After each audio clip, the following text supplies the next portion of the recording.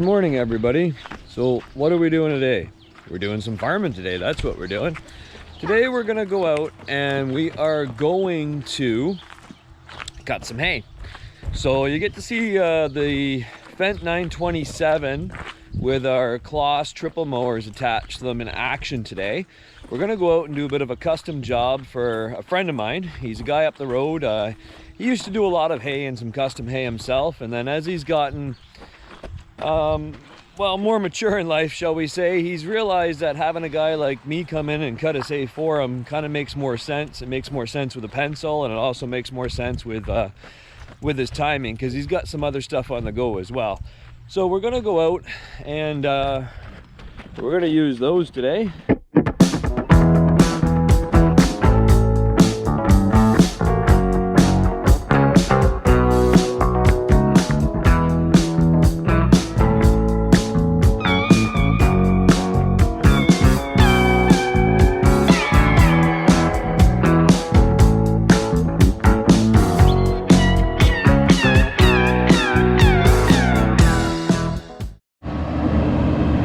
So we're gonna drop these mowers in the yard here and take a look at the height that they're leveled off at, because we had a field that the skid plates were kind of digging into the ground to a little bit, so we had a lot of monkeying around with them in order to try to get them to stop digging into the ground. So we haven't really checked them since then. We've been out busy with baling straw and whatnot.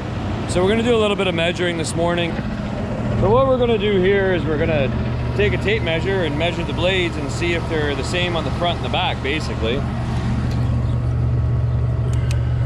So pick the low point of the blade, or the high point, but the low point's better to pick. This is low point. Yeah, so we're at 2 inches, right? I just want to check a few. The ground's not level. It'd be best on concrete. However, we got what we got, and if it's more or less, yeah, that's fine. These don't sit skewed that way or anything like that, so.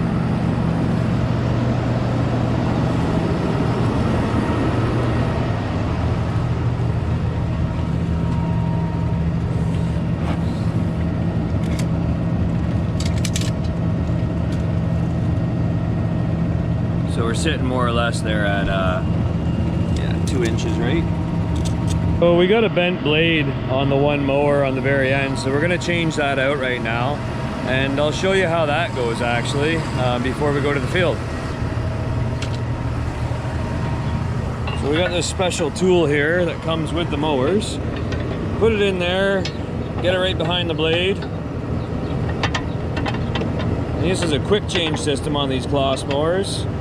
So you get it behind the blade, and she gets it in there and gets all the junk that's crammed in there. Push down, and there's a little peg on the bottom of the blade there that pulls it out, and then we just got to find the blade here that matches the one that went out, because there's a right and there's a left.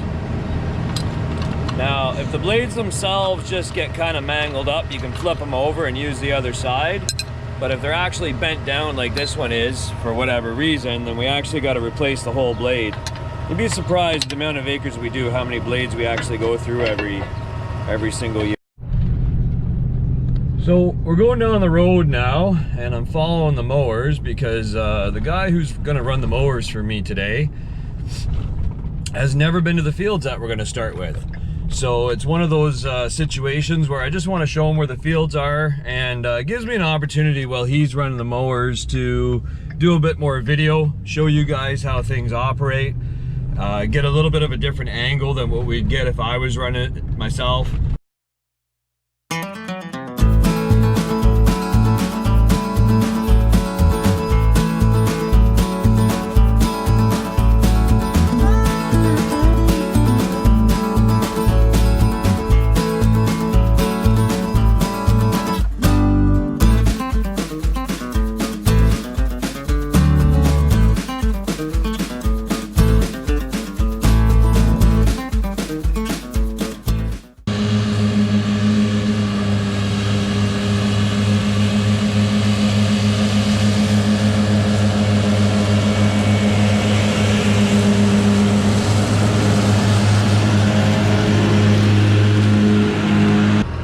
just hit something in the field, and we're just checking to make sure that there's no bent blades this time around before we go and do the second pass.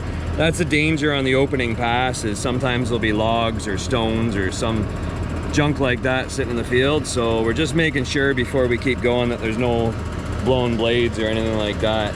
It happens, and it always tends to be on the right mower because that's the way we open all the fields. As it looks right now, I think everything, is that one bent? We bent one down here, so we'll change that one out before we keep going. So sometimes mowing hay gets expensive when people don't keep all their fields clean.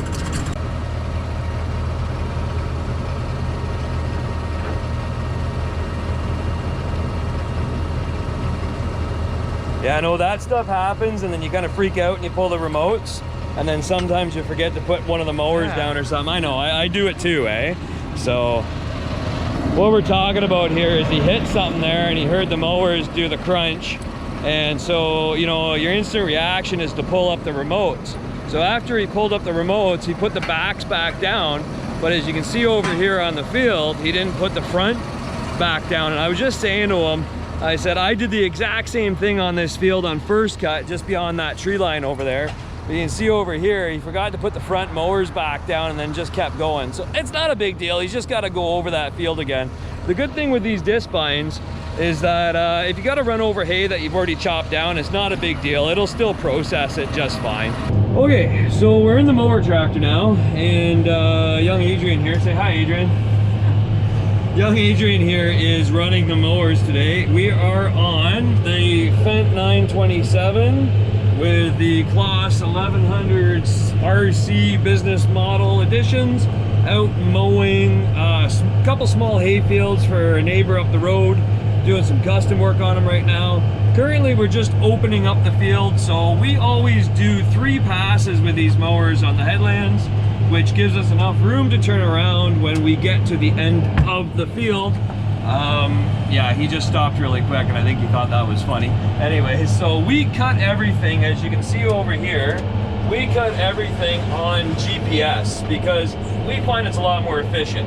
And as JJ had mentioned in a previous video, efficient is something that you're gonna hear both of us say a heck of a lot.